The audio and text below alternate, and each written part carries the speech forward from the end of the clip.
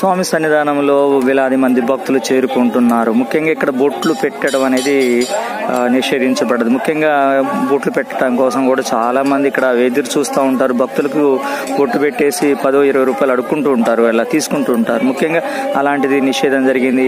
ఎలాంటి సమస్య, ఎలాంటి కూడా ఇబ్బంది ఏం లేదు. ప్రశాంతమైనటువంటి వాతావరణంలో భక్తులంతా కూడా చాలా చక్కగా స్వామి వారిని దర్శించుకుంటూ ఉన్నారు.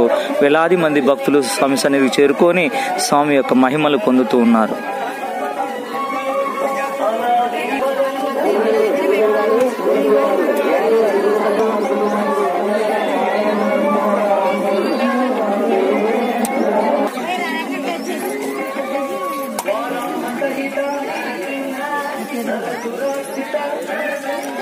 చూడొచ్చు, నాగమయ సన్నిధిలో భక్తులు రద్దీ కూడా బాగా కొనసాగుతూ ఉంది. ముఖ్యంగా సమయం 8:30 9 గంటలే అవుతుంది. వేలాది మంది భక్తులు అయితే స్వామి సన్నిధిలో కనిపిస్తూ ఉన్నారు.